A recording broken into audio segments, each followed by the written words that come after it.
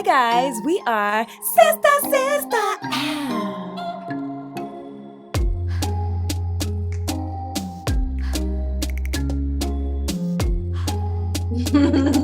Hi, Marlene. Thank you so much. Welcome to Sistah Sistah. So great having you on the show. How is it going in LA? I don't know if maybe I'm in my own bubble or what, but like whatever the news is saying is like it doesn't feel like that here. It's sunny outside. There's palm trees. I could go outside running. I could hike. I could go to the supermarket. And that's like my regular life. So like for me, I'm like, I don't know. Like it didn't feel like things were bad, or at least for me. And I live alone, and I'm not responsible for like other humans. So it's kind of like good for me. Okay, good. Yeah, because your family's back home here in New York, right? Right. Okay. My parents are in Jersey. In Jersey. Mm-hmm. So speaking of family and speaking of New York, háblanos de ti, mujer, your family. Obviously, we've just mentioned that they're from Jersey. Tell us where were you born, raised, number of siblings. Give us all the tea, girl. Mom and dad came here in the 80s illegally, using other people's passports, or like they said they switched like their picture or something. It was that easy. So they had already had a baby boy, my older brother. We're all 3 years apart. It's three of us. And my brother was literally like a small baby, like 3-4 months old or something. My dad came first through Puerto Rico, and then he brought my mom, and my mom had to leave the baby with her sister who never had kids. So that sister kind of took on the role of like mom for my brother. I was born 3 years later, and I was born in Harlem. 3 years later, my sister was born, but we moved to Jersey. So I was mainly raised in Jersey as far as like school and stuff, but I always say that I was also raised in New York because everybody lived in New York, and we spent all the holidays, all the weekends, and anytime that I wanted to do something, it's like I didn't do it in Jersey. I did it in New York. As even when I got older, Jersey and New York are like both my home still. That makes sense. Yeah. I mean, a lot of us have family in Jersey. Well, not me, but people have. Right. I know, and people make fun of me. But my friends from New York will be like, "Yeah, but you're from Jersey." I'm like, "Yeah, but my Jersey is like really close, and I always make it to the city before you do." So it's like another borough, but it's like very, very close. My Jersey, not the other Jersey, because I meet people here that they're like, "Yeah, I'm from such and such in Jersey," and I'm like, "I've never heard of that. Like, I don't know where that is." Oh, that's pretty interesting. Mm-hmm. Yeah, because Jersey is so big. So like you could drive an hour or an hour and a half and be like deep into Jersey. But if we talk about Fort Lee, Jersey City, Hoboken, Hackensack. It's the same concept of us like New York City with the 5 boroughs, and then New York as a state, then it's like so far exactly off, so different. Yeah. So I understand the whole like connection and stuff. Makes sense. It makes sense. You're a self-proclaimed multi-hyphenate talent, living it up in LA. You're an actress, an influencer. So what else do you do up in Hollywood? So right now, I think one of the things that I feel like I have the privilege to experience with the quarantine stuff. Obviously, I spend a lot of time alone because I live alone and things like that. But that time spent really helped me weed through like priorities, things that are important, and then things that don't really matter, that I don't need to like put any energy into. And I'm 34. I turned 34 this year, and I feel like I've been able to like listen to my inner voice more because it's been really quiet, and it's been great because I am used to doing multitasking and doing different things to like make my money, keep my career going and all this stuff. But it's made me realize that sometimes I split myself thin, and I don't want to do that. So I've been saying no, even though I'm like, oh, I could have used the money, but I know in my heart, I don't have fun doing that. I'd rather do it with things that I'm like more passionate about. So out of all of the things that you're saying that that you love and that makes you passionate, and then about the making money, so what is that money maker for you? Honestly, it's changed over the years. It's changed so many times. So I've been here 9 years now, and a lot of the stuff that I did in New York was like nightlife. Like I would do doors, guest lists, this, and that gave me the flexibility and the money to be able to move around and pay for classes and still go to castings and things like that. And so when I moved here, it was like, I didn't know nobody in nightlife and like all that stuff. So they weren't hiring me. And sadly, I feel like I experienced a bunch of like racist, like little situations where it just didn't seem like they hired girls that looked and sounded like me. And I was like, okay, like let me take a couple of steps back. I still need to make money. So I had to get like a retail job, a receptionist job. And I had like multiple jobs at one time just to be able to make a living. So I focused that first year was only like getting myself grounded, having a safe roof over my head, having food in my fridge. That was it. And then later on, the second, third year, it started to get better because I started to make moves with like meeting people. People from New York were putting me onto people here. And they were like, hey, I know this agent, I know this, and I already had like my resume and like certain things lined up. So I started submitting, and then eventually I got into that. And then from there, I think like 2013 was when I really started to like, I started to book commercials, I started to book print jobs, like, and it was like small little things that like, even to this day, it's kind of like funky when people are like, oh, so you're an actress? What have you done? What are you in? Da da da. And I'm like, it's funny because people expect you to be like, having these big roles and all this stuff to like prove that you're an actress. Like it don't matter. There's actresses that have been in the game for 20 years and they've been like the background person for so long, or like they've been on a show that like maybe not everybody watches, but they're not the star, and they make a living. Now at this point, like I only audition, I submit myself, I have an agent, and I submit myself every day. It's like a job, like a 9 to 5. I'm like on my computer, and then all I do is go to the gym, eat well, take a nap, go outside, get some sun, chill, come back home. That's it. Okay. I simplified everything. I was like, I am not doing anything that has nothing to do with what I'm here to do. That's it. Hear you. Well, girl, well, that sounds like a nice routine there. Very simplified. You mentioned something super interesting. And I think that folks that are trying to dive into the acting world do not consider, and is like, you know, folks that look like us, you know, with our curly hairs, with our melanin and all that stuff. So how did you deal with that? How have you overcome those things since you've been in LA? I mean, it's been a journey. I kind of just like, I started to realize that a lot of times I would use that, not as an excuse, but that was like always the explanation. Like when people would be like, so what do you want? So what do you think has made it so hard? And I'm like, they don't like how I sound, they don't like how I look, da, da, da. But I'm like, the more I say that, the more that's gonna happen. So I don't say that anymore, even though I know that that's what kind of happened. Like, I'll give you an example. Like, I remember like I had gone to a casting one day, and there's a sign-in sheet, and there's different castings, so there's different rooms. And I go over there, and it was for, and I'm like, okay, cool, I'm here for. So then I go to sign in, and there was a sign-in sheet for Latin talent and for just regular talent. And I was like, well, I'm Latin, so I'm assigned into the Latin one. So I sign in, and the casting director comes out, and she starts talking about what we're gonna be doing. And so everybody's sitting down in the lobby, and she's like, okay, can you raise your hand if you're my Hispanic talent and you're fluent in Spanish? And it was only like 2 of us that raised our hands, and I was the only Black person there. Everybody else was like white Mexican, you know, with the straight hair, brown, whatever, Eva Longoria, Sofia Vergara looking type. And so when she saw me raise my hand, she's like, I think you signed into the wrong sheet. And I was like, no, I did not. I'm fluent in Spanish. And she was like, oh, okay. But she was like confused, like physically, like I could see her taken aback. And I was like, okay. So then I called my agent, and I was like, hey, this is going on. And she's like, okay. So she had to explain to me, in the commercial world, a lot of it is based on your looks. That's it. So it's like, for this casting, they're not looking for your look because you're African American. But the problem is that when I would go in for African American and I speak, they're like, you don't sound, you know, you sound. So that was like the thing that kept happening, to the point that I was booking stuff just for like how I looked, but they didn't want me to speak. It's so crazy. It's so crazy. You got the look, but you don't got the sound. You got the sound, but you don't got the look. Like, so how long ago was that audition? That was like maybe like 6-7 years ago. But now it's like all of a sudden they want Latinx, blah, blah, blah, mixed, blah, blah, blah. And I'm like, all right, cool, let's get it. So this year was my first year that I auditioned for Netflix. And it was a role that was a Dominican woman from New York, right? And so, and I went as far enough as it being between me and another person. And when I found out who got it, I was happy because I knew that she was running up for it. Now people are gonna hear people that look and sound like me, and it's not gonna be so unfamiliar the next time that something like that comes up.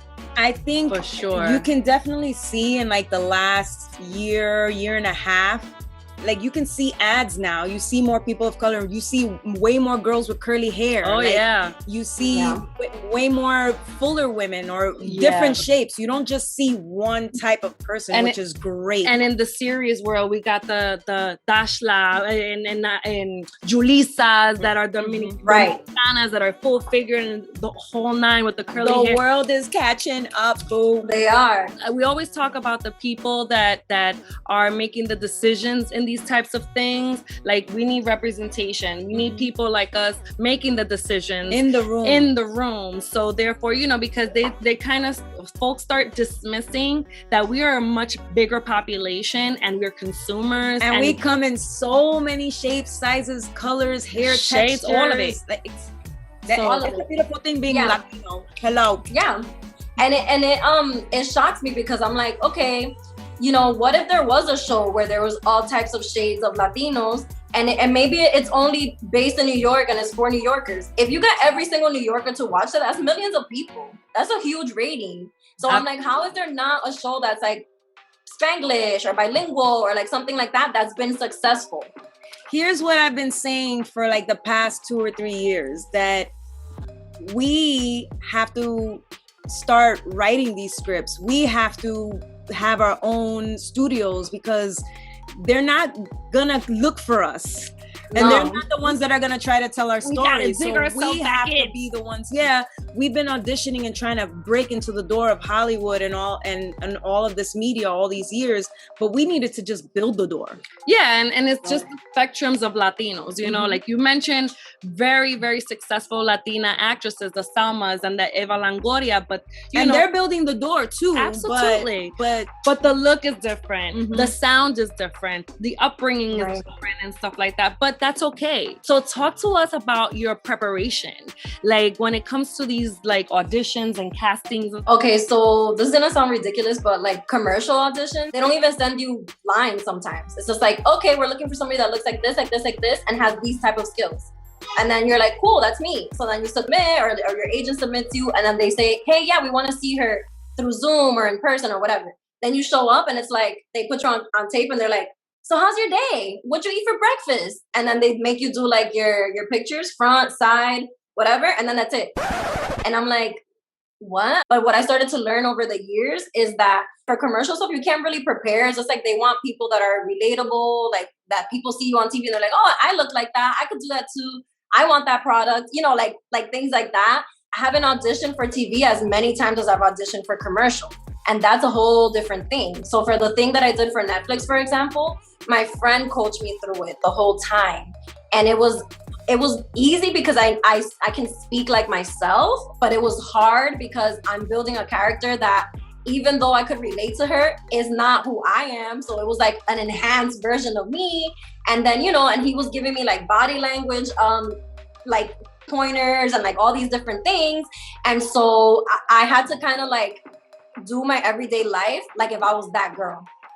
And I would look at myself in the mirror and I would talk like her and I would act like her like that, but like just in my regular day. So then whenever him and I went over the lines, I was her already. But whenever we spoke, I was in character and it felt really comfortable. I think definitely the path is different for everyone and everyone's goals are different and things like that. But for me right now, like I'm like really in that simple zone where I'm like, if I could just step in and be myself, then that's a start for me.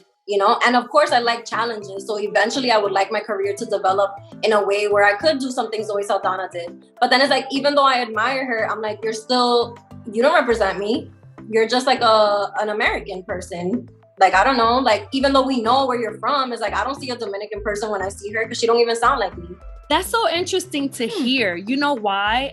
The thought that comes to my head is because I understand what you're saying, Marlene. Like, Zoe doesn't do the representation of a Dominicana or Latina, or she's more like American and stuff like that. However, what's the chick that's that was on Orange is the New Black, Dasha? I see her, I see Dominican. Right. But a Zoe Saldana, you're right. I don't see like.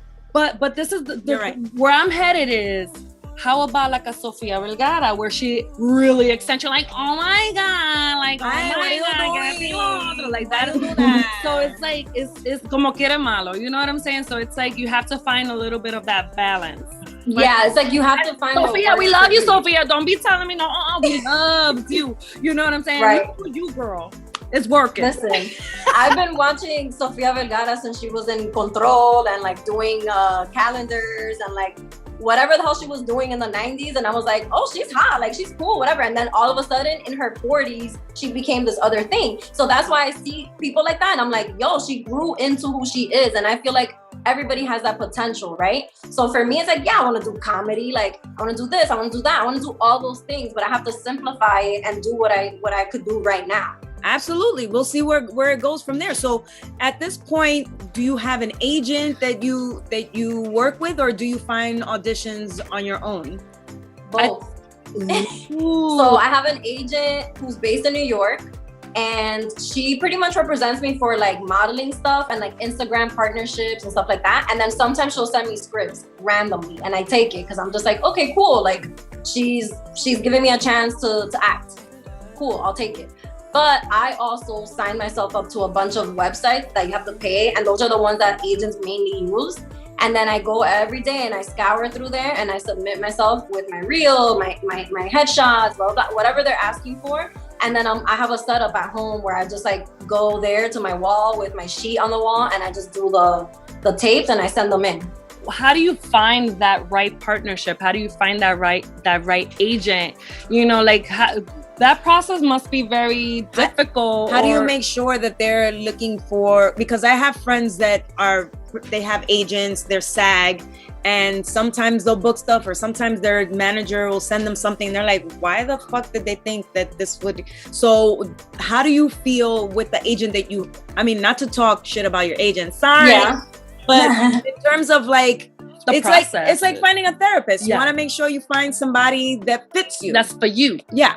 Right. So it's been a long journey. So I think this is my fourth agent that I've worked with since 2013. And this is my first New York agent. But she does New York and LA. And so with her, it's been different because I feel accepted for my body type. And I feel like she's submitting me to things that I'm like, damn, I always wanted to be on a billboard for Nike or Target or blah, blah, blah. I want to do that stuff. And she's throwing me into that kind of stuff. She's throwing me into hair things and commercial things of beauty, blah, blah, blah. And I'm like, cool. That's stuff that I wouldn't have known how to do that on my own. I don't know where those castings are. I didn't know at the time. But with the journey that I've had, I had another agency that I wanted to get into that agency so bad and blah, blah, blah. And I only got in because somebody referred me. So it was like a referral only thing and it was great. But the thing that happened with them was that it was happening where they were sending me out to all types of things. And when I tell you they were sending me out, I was out like 5, 6, 7 times a week, back to back to back to back, right? And it was like a lot of the stuff I was like, how am I playing a 32-year-old mom with 3 kids? Like I look like I'm 15. I don't know. Like at the time, I was like, so why would you think that this is going to work for both of us? Like for you to make money and for me to make money. Like, how does this work? Like, this is a waste of time. So I used to think of things like that. But then I started to learn to speak up and be like, hey, I'm not comfortable with this type of casting, or this is not, what I'm trying to do, whatever. So then now, fast forward, the agent that I have now, I went ahead and I sent her an email and I said, hey, these are the brands that I'm interested in working in. These are the things that motivate me and blah, blah, blah. And it got to the point where she even sent me something recently about birth control. And I said, I don't feel comfortable auditioning for birth control things. I don't want to talk about pharmaceuticals. I don't want to get paid for telling people to take something that I don't even know if it works for me. I don't feel comfortable doing that.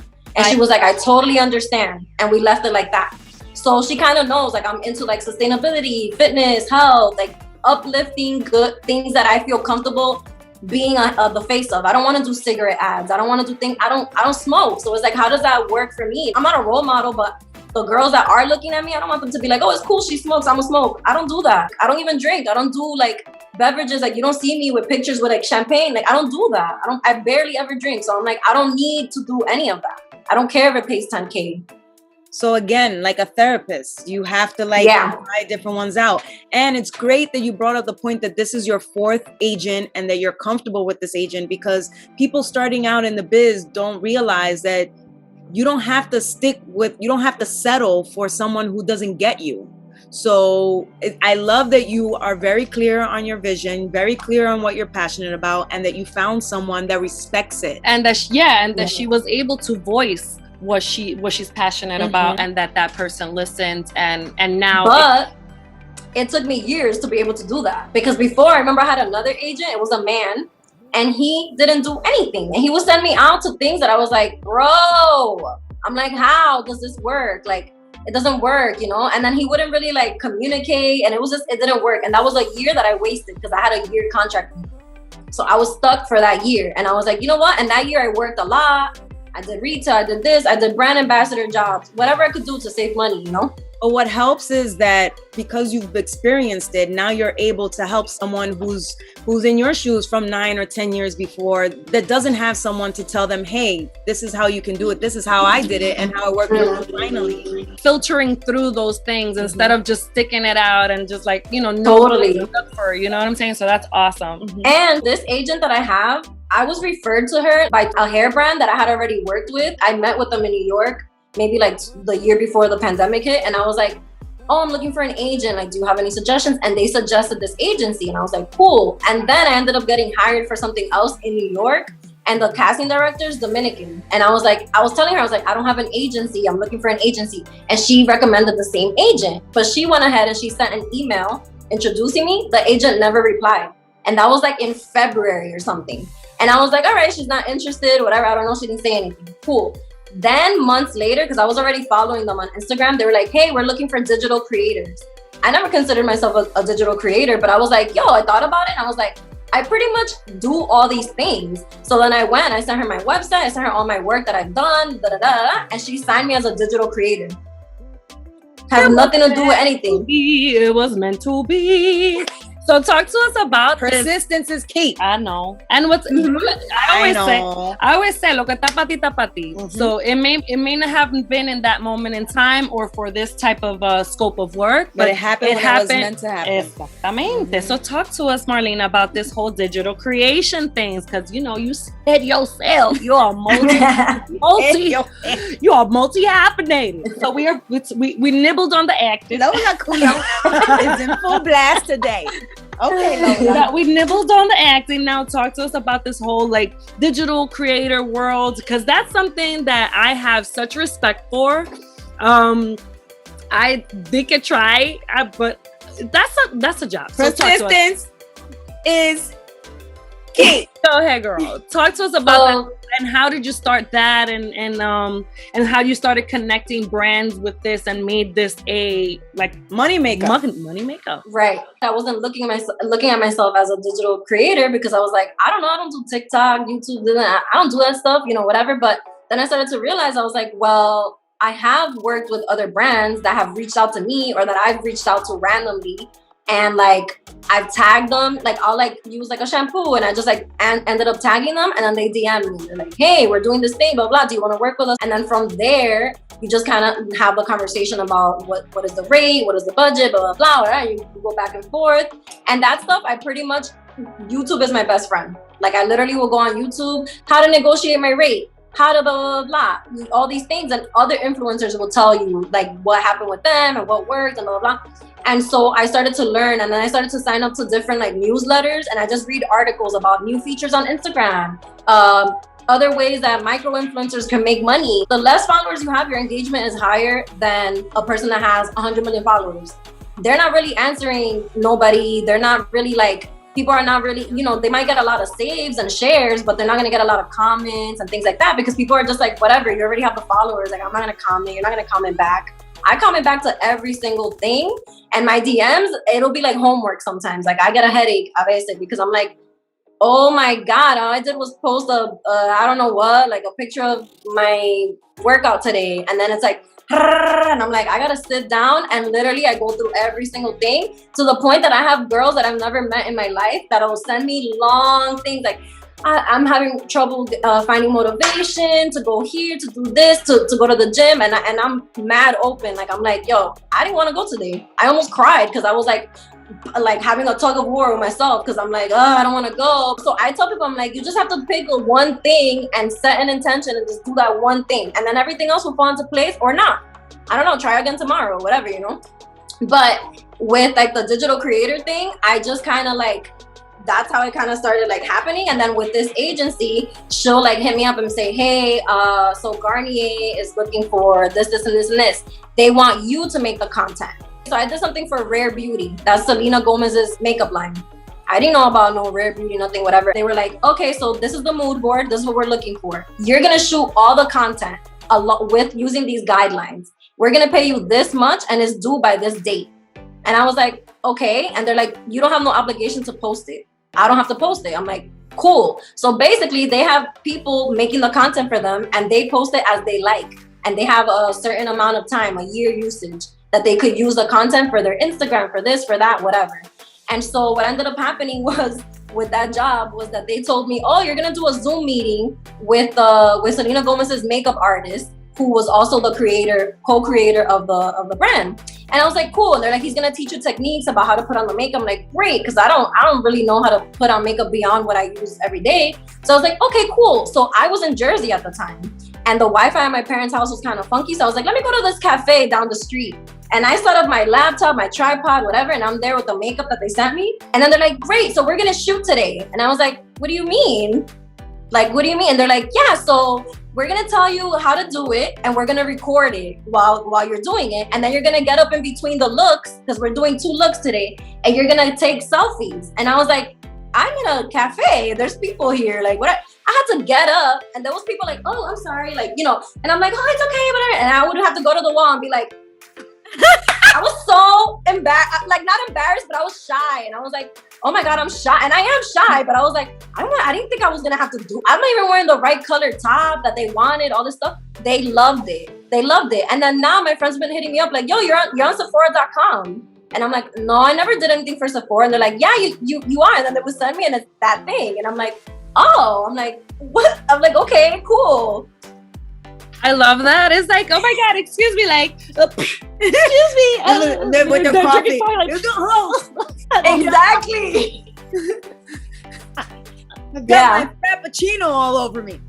I literally had 2 tables. I had one table with my food, and then I had to move everything because the wall here was white. So I had to move everything to the white wall and do the stuff that they told me to do. And then I had to wipe off the makeup and do the second look with them. So imagine the people that were sitting there like, what is this girl? What is she doing? You know? Yeah. And I didn't have earphones on. I didn't even have earphones, so they were hearing the guy telling me, and I'm like, oh my God. But you got paid. And you was also got paid. Look at the job right. Well done. Obviously, you're wait. We just heard an amazing story. I thought so. That's what I thought too. That's crazy. No, I'm visualizing. I visualize. We would be dropping things left and right. Yeah, and we wouldn't care. That's the problem. I wouldn't care. Is that you can't care. You can't, and these type of things, when you really book a job is when you don't care. Yo, I've booked jobs that you know, and you know this because you have my kind of hair, Z. Yeah. If I put my hair in a bun, it's gonna be in a bun for the next 2 days. I can't just take it down and it's gonna look like this. That's why I cut my hair. Girl. So literally those times that I'll be like, oh, this casting, I'm like, I don't even care about this. And I'm just gonna go in there with my bun, even though that's not what I look like in my headshot. Cool. And I would go in my bun and like barely like anything done, and I would book the job. And I'm like, how? ¿Quién entiende este mundo? But that's how it is. And the crazy thing is that you'll prepare, you'll do character research, you'll do a whole backstory, and you'll be like, you'll dissect every word, and then it's like, thank you for coming. Okay. Thank you for coming. Yeah. And it's crushing. Oh, you know, like there's times that I've gone for like stuff that I'm like, this is it, I'm gonna get it, it's me, like hyping myself up, and I overly like do the whole thing, and then I get there and I do the whole thing, and then I don't hear from nobody, and they don't give you feedback, they don't tell you, sorry, we're not gonna use you, and then I'm home like, for like a day, and then then you get over it, and you're like, you tell yourself who you are, and then you keep going, and that's it. You don't. Oh my God. What a journey. What a roller coaster ride. Yeah, it's like that. Seriously. You know it's not easy. We know it's not easy. New York is the mecca of like, artistry, including acting, including music, all of that. So what made you say, I need to get out of here and go to LA and pursue this career? So what was that moment that you said, I need to go? I had a couple of moments. So every time I went to auditions in New York, I looked like everybody. We sounded the same. We looked the same. It was the same. And I was like, what if I go somewhere where they don't know what the hell I am? I don't know. Maybe it'll be something refreshing. And then at the time, I went through like a really bad breakup. During that relationship, I was like, I want to move to LA. I kept saying it. And like my friends would brush it off. The guy that I was dating would brush it off. And then he kind of started to like think like, yeah, we should go to LA. We broke up. And I was like, well, I've already been saving money and I'm not scared. I'm going to go to LA. And I told my parents, I was like, I booked a one-way flight. And they were like, okay. And then, and I guess I could share this with you guys because you're of the culture. My friend had gotten me to get a taza read. And that was years before. That was like 3 years before. And I'll never forget. I didn't really believe. I was like, I don't know what this is. She's like, déjame darte un consejo. She was like, when I was really young, she's like, I wanted to do novelas. And Televisa and Mexico was like the place to go. And she was like, and I really had that in my mind. That was my dream, to move from Dominican Republic to Mexico because I wanted to do telenovelas. And I was like, okay. And then she was like, but I didn't go. And I was like, but why?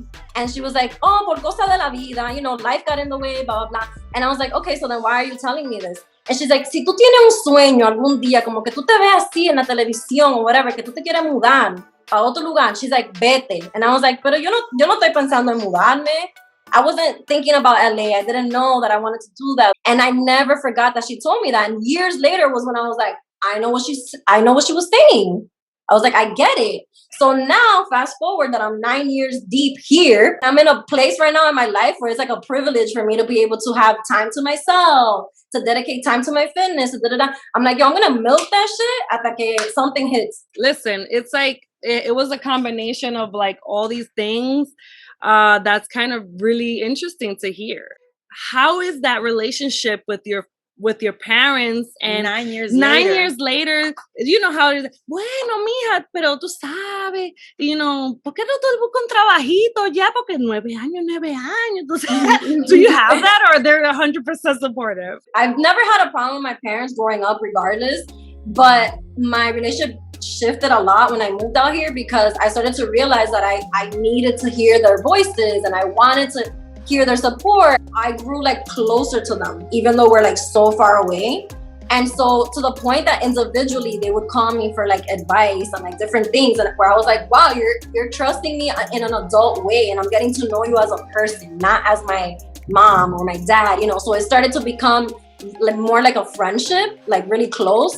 And with my dad, I've always been tight with him, but I've become tighter with my mom now because obviously we're women and she could relate to me in so many things. But my dad, since I was little, he's always been like, do what you want to do that? Let's try it. Let's go. Blah, blah. To the point that I was in Jersey like this winter, and my dad was like hammering a freaking black sheet on the wall so that I could do my auditioning. And my mom was like peinándome una cola that I had to put on a cola. She had like fake hair, whatever. So we were figuring it out.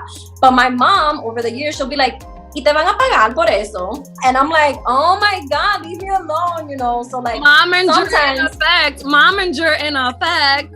Yeah. Imagine our parents grew up with black and white TV. I don't know, like the very beginning of color TV. Right. So I'm experiencing color TV and no longer having to get up and change the TV from remote control to Instagram influencer. It's like a whole nother. No, imagínate. How do such like a huge and then obviously by you doing this transition and now communicating now with the technologies as a video camera versus and working remotely, really. Like you can again, our parents are used to going to a job and sitting there and doing it or whatever the job is, being that work from wherever. Like we live in an age where we can be on a beach and be doing a self-tape. Hello. That is Marlene's life. I will see you when I get back from this day. But you gonna get this self-tape while I'm here. Actually, I thought that I could do that. Last year, I left to Mexico City and I was like, I'm gonna stay in Mexico City for a month on my own. I don't care. I'm gonna go there. I flew in, I landed, I checked my email, I had 2 jobs. Both of the jobs were in LA. So I hit up my agent and I was like, hey, so like, can I like do these like virtually or like whatever? And she was like, no, it's not gonna work out because they're gonna send you clothing and all this stuff, and they're not gonna ship it to Mexico. And I was like, okay, well, that's fine. I have a subleaser in my apartment. I'll just have her overnight it and I'll pay for it. And she was like, we don't want to take the risk because of COVID and we don't want to lose the items in the mail. So I had to cancel my 1 month trip, and I wasn't mad. I was like, this is the best problem of my life. I was like, I'll gladly call the airline and cancel my 30-day trip and make it an 8-day trip or 9-day, whatever. And I was like, no problem. So I like made the best out of it, and I came back to do my work, and I was like, oh, I was happy. I was like, whatever, I don't care. That is definitely a good problem. So how does a Dominicana from Jersey adjust to LA life? Like, had you visited LA before? Was it an easy transition? No, I had never been here before. I had no idea how big this place is. I had no idea. I didn't do that much of an extensive research. It was more like an impulsive thing where I was like, I'm going to LA and I'm going to LA. And that was it. And then I went and I booked the flight, and I thought I wanted to move in January because I left to Paris with the guy that I was dating.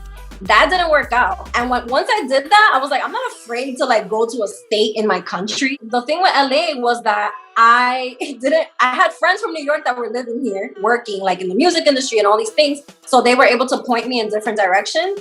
But the whole thing was, I didn't know shit about LA, and I didn't have a car, and I still, to this day, I don't have a car, but I'm buying one this year. There was a lot of things that were hard to adjust to because I felt like everything was slow. There was no urgency. I was like, what is wrong with these people? Like, I would be getting like anxiety because I'm used to like multitasking and doing things fast. And then eventually I was like, yo, I could do this. I was like, this is great because I know how to put the pedal to the metal. And I was like, and I don't have to use that every day. I could come home, I could recharge, I could chill. I don't have to talk to nobody. I don't have to do shit with anybody. And then when it's time to do stuff with people, I'm like 150%. Like, I'm good to go. Like, I could do whatever, you know? It works. That's that New York hustle. Hustle and the bustle, yeah. What are we doing? I don't know. Okay. So now that we have like known a little bit of all the things that you do, how do you gauge success? Do you feel that you're succeeding, or do you feel that you have been successful? Mm-hmm. So I guess like that's a really interesting question because success is a different thing to everybody, and I think it changes it changed within me over time, because obviously you look at celebrities and all this stuff and you're like, oh, money, big yachts, cars, blah blah, and you're like, success. But for me, like, I've been around stuff like that, and I'm like, I don't want to be here. Like, there's experiences that I've had with people, like flashy ass people like that, and I'm like, I want to get the fuck out of here. Like, I don't like this. So I started to realize, I was like, free time, my bills paid. And the fact that I could like buy whatever the fuck for my parents, or like treat myself to like a really good meal and take my friends out, or like whatever. I'm like, that shit is success because now I have time. I'm like, time is the thing that I want to buy myself. Right? And that's where my success is, because with time, I could take my time to do a good workout today. I could take my time to take a good shower, to have a good conversation with people that matter to me. By the time my parents were my age, they had 3 kids, they had a house, they had their own businesses, blah, blah. I don't got none of that shit.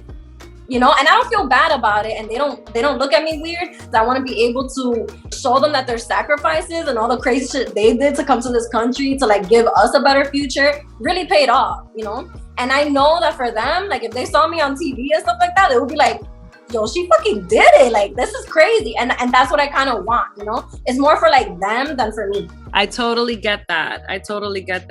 And I kind of empathize and relate to that as well. So it's becoming more about like, I want my mom to feel proud. I want my loved ones to feel proud. I want the people that are around me to enjoy the fruits of my labor. And ultimately, it's as long as we're happy with what we're doing, I feel like that will make our family happy for us. Like, if you know, it doesn't matter if we have gajillion dollars. I mean, it would be nice. It'll be fabulous. I wouldn't know. As long as we're happy and we're able to enjoy ourselves, and we don't seem stressed out, and we don't seem like we're miserable and we're struggling. Right. that I think will. My gauge, help my our personal family. gauge is like, am I progressing from the last year? If I did, then I'm doing something right. Yep. Mm-hmm. Here in Sistah Sistah, we are all about mental health awareness all year round. So with self-care being a great start to shaking off any bad vibes that come our way. What are some ways you get back to your center in rough times? I really find that journaling really, really helps me. It's a way for me to express instead of like, because there's times that I'm feeling a certain type of way and I don't feel like crying. It's not like I could let out a big cry or something like that. And it's like, I don't really know how to explain what I'm feeling to somebody, even though I have good friends that I could talk to about things, but it's like, I can't really pinpoint why I'm feeling anxious or this or that. So when I write it out, it's kind of like I kind of let it out. And then another day I could go back and be like, oh, like I'll like reread and I'm like, this is what was triggering and I wasn't realizing blah, blah, blah, you know? So that's one way. And then another way, honestly, I like being alone. Like I love people and people gravitate towards me and I know mad people, blah, blah, blah, all this stuff. And I like being loud and having a good time. I can't do that every day. There's days that I'm like, y'all took everything. I'm a raisin right now. Like I gotta go home and plump myself up to a grape again. Like I need to go home and not talk. And literally this is gonna sound very weird, but like I have days where it's like no music, no TV. I didn't talk to anybody on the phone. I went outside maybe, but I didn't interact with nobody. I was in my own zone. I didn't hear lyrics and stuff that I'm still like talking about in my head. Like everything is just quiet. And I just come home and I'm like, oh my God, I'm so like, I love my home. And like, I just feel, you know, like I just get in that zone and it makes me become whole again. I can relate. Wait, what's your sign, girl? What's your sign? When's your birthday? So I'm Aquarius, but my rising is Aries. And I think that's why I'm a little bit impulsive and like, you know, a little bit fiery. And then my moon is Leo, so it's also fire. Okay. She gotta let you. I think those things. That's why she shouldn't be asking that because I don't think you know about all the moon and the rise and the, you know. What I really meant was, are you a Cancer? Are you like me? That's what I really meant.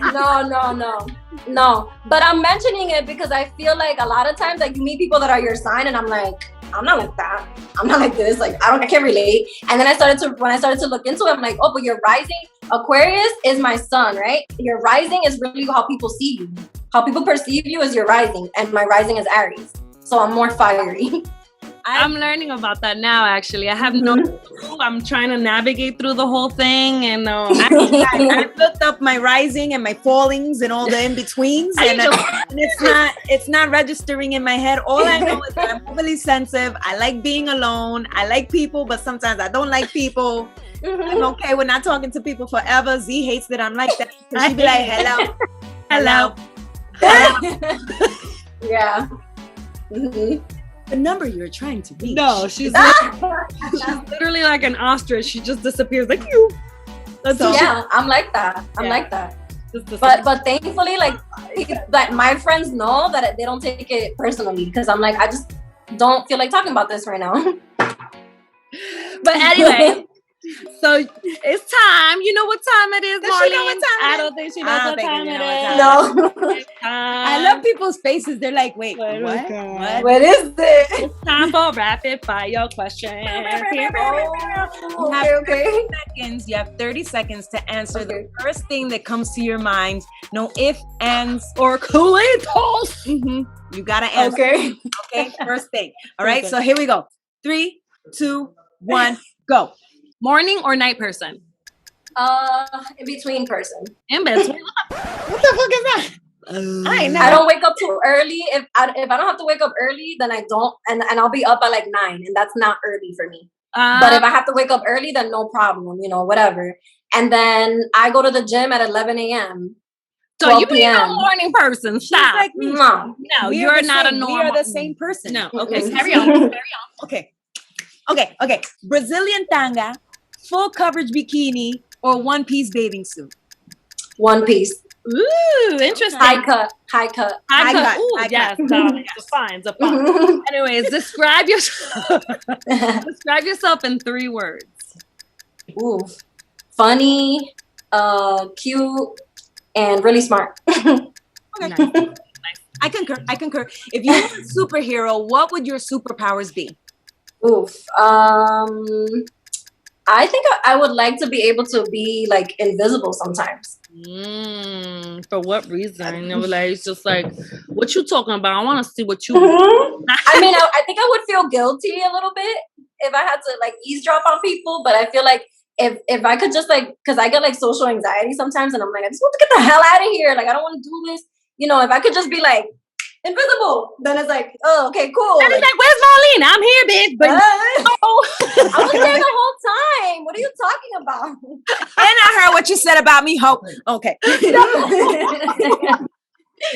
So tres golpes or protein shake for breakfast?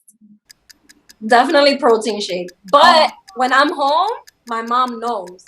When I get there, there's always a mango with the tres golpe. Because you know what? I'm to the point where I'm like, this is way too heavy. Like, I can't even finish it. Like, it's too much. But I do crave it. No, and Dominican restaurants in LA, no. Do you know that I sometimes fly here with a salami in my backpack, or like the cheese? Like, I'll bring the cheese. And then they always will be like, whose bag is this? So they call me to the side, and then it's a whole thing. They're like, what is this? And I'm like, a salami. It says salami, you know? And they're like, okay. And then I have to put it back in my bag. So when I know that I'm bringing a salami or the cheese, they took the cheese last time. They said it had water in it. So I stopped bringing cheese. But when I bring the salamis, I know that I have to go through security with time. Because I'm like, oh, they're going to take it out. They're going to do the same thing again and again. The thing is that the salami is gluten-free, so that should be okay for LA. I mean, they got to get with the program. They I don't need know. to catch up. They're slow. Okay. They're just slow. New York or LA? Okay, so for now, I really love LA. And every time I go to New York, I have a good time. But I'm like, I want to do this. I don't want to struggle like this. Like, I feel like it's always like, when I meet up with my friends, it's like 3 trains, walking 20 minutes. I'm like, I don't want to live like in the weather. That's the thing, the weather. But my goal is to be bi-coastal, which I feel like I am now because I could crash in New York whenever I want, or Jersey. But my goal is, I'm like, if I could be bi-coastal comfortably, I will go back to New York, no problem. But only like seasonal. Of course, when it's on both ends. But don't get me wrong, yo, like I was there last time and I went to a party and I had a blast. I was like, first of all, I forgot what it was to party. And then second of all, New York men, I'm like, they dance, they sing along, they have a good time. I'm like, aquí, I don't know if they're gay, if they're straight, if they're having a good time, if they're not. I don't know what is going on. I'm like, everybody's too cool and blah, blah, blah. The only people that I gravitate towards here that dance, they're always from the East Coast. Just that swag that we have. It's just that swag. All right. So, first body part you're attracted to on a romantic interest. Damn. It's so weird because I've never been the kind of person like I'll go out. I don't know. Maybe hands. I look at hands. Really? Like if we're sitting together, I'm looking at to see like how your hands are and stuff, but like dirty nails or something. Like, what do you look for? Hygiene. Yeah, I'm like, let me see. I'm like, you know, but I don't really look at people like that. Like when I go out, I'm not checking you out like physically. It's more like a vibe. No, I look for arms. I look for teeth. I look at teeth too, but that's like already like when you're like here with the person, you know. But for me, it's more like I observe you. Like I want to see how you act around people, like how your body language is. Aura. You're first attracted to aura. Yeah, that's why I don't like online dating. I'm like, esto no sirve. Like esto. I'm like una foto in 3 phrases that you said. Like, yeah, and they all have like a picture with a dog, a kid, and I'm like, what? You have kids? You have a dog? Like, get out of here! Like, ew. That's already baggage. You're already showing a picture. No. All right, move on. And last but not least, your favorite curse word. Quick. My fuck. Fuck. You don't stop clapping. Because she's the one that I'm the one that edits. So if like the sound stuff, I'm like, oh, killing me. I was like, oh. I love it. Feels over here. Sorry. I love you. Marlene, thank you so much for chatting with us today. Thank you, ladies, so much. I had such a good time. We know it's not always easy following our passions. Please give our listeners one key piece of advice about making the move for what you love. I say for me, everything is do or die. I have to try. If I don't try it, I don't want to die, or not die. I don't want to die, but I'm saying I don't want to live with the pain of regret. And maybe that's not for everybody, but I feel like there's like an inner voice that is like your inner God or your connection with your faith. And I feel like there's always something like your first instinct that kind of tells you like, you should do that. And then we have like self-doubt sometimes, and we're like, oh no, like I'm too shy, or I'm not tall enough, or whatever it is, you know, like get that shit out of your head and just fucking try it. Like just do something, you know? And if you fail, who fucking cares? Like people forget eventually. Brush that off. Don't brush it over here. Brush it over there. Okay, brush it off. Oh my God. Thank you. Thank you. So tell everybody what we can look forward to from you, like your next projects or something that you can projects share. Or blog or so right now I don't have anything specific. I'm trying to be a little more active in like on Instagram. I'll post in my stories just to kind of show people like I'm here, I'm alive. Literally, I just been working on auditioning and my fitness stuff. That is right. And so Yeah. if they want to see your stories or your feed or anything that you're doing, so they be like, okay, I'm down with Marlene Luciano. Where can they go? Yeah, they can go to my @. It's Marlene Luciano. Everything is always my name, because we're gonna make it a household name one day, you know. That's what we're working towards, and that's pretty much it. Thank you, Marlene. Everybody. Stop motherfucking clap. Stop too. Okay, let's rewind. Thank you so much, Marlene, for joining us. We look forward to seeing so much of you, and you are officially a Sistah. I love that. Thank you so much. Thank you for supporting me.